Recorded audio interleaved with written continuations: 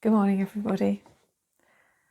I just want to share a short devotional with you this morning and maybe give you an idea for something that you could be doing at some point in this coming week to just focus your heart and mind on Jesus.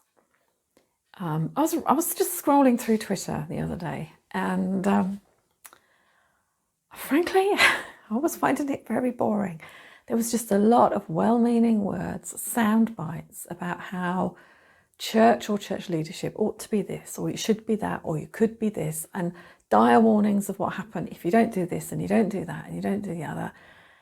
And it's all very well-meaning, but it is also incredibly depressing. And I just thought, I really don't need this. What I need right now is to center on something that will give me hope and give me life and joy at this time, because I think most of us are finding life really quite difficult. And so I've been reading 1 Timothy, and at the time I was thinking about this, I was reading 1 Timothy 1, and Paul has left his protege Timothy in Ephesus and asked him if he will go sort out some of the mess that's going on with people teaching false teachings, false ideas, superstitions, and he said that these things need to be sorted, so Timothy, you go do it. And he says to Timothy, he said, these things do not lead people, to a better faith in God.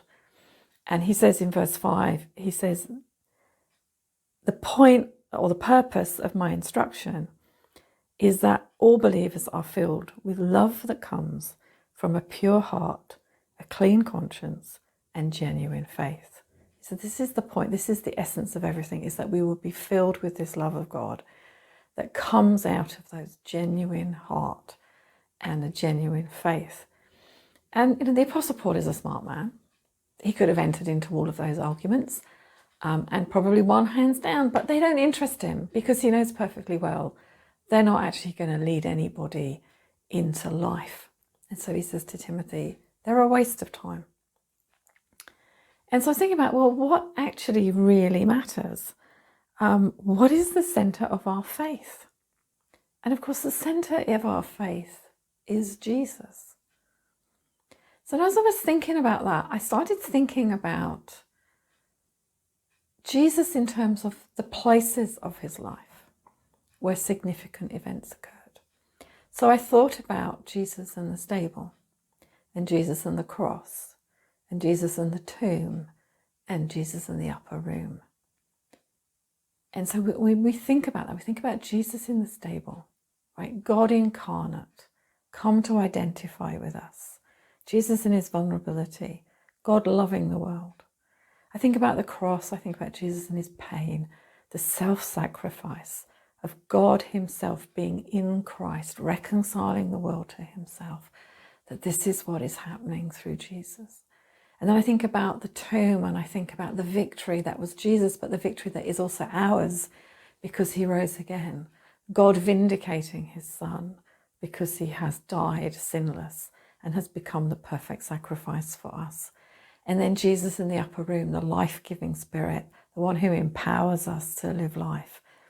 And as I started thinking about those things and I started meditating on them, then there's just this great joy in your heart. So what I did was I got a piece of paper and I divided it into 4. So I had, and then I just headed each quarter, the stable, the cross, the tomb, and the upper room. And I just spent time in the morning just meditating on Jesus in each of those contexts. And it's amazingly liberating, and it's fantastic for your worship. If Jesus is our true north, if he's the compass bearing from which we do everything, the decisions that we make, the choices, the way in which we decide to live our lives, if it all focuses around him, then we are not going to go far wrong. Okay, and we don't need to worry about all of the yes, buts, could be, should be, ought to be's that the world wants to throw at us. The question is, am I following Jesus? And what flows out of that, are things like gratitude, the knowledge of his love, forgiveness, compassion. There's an energy, there's a life force that comes when we focus on Jesus and let him be the center of everything. And right now, I think, people are tired, they're weary with everything we've been going through, and we don't know when it comes to an end. And there's so much uncertainty looking forward into the future. But we do know this: Jesus never changes. He's the same yesterday, today, and forever.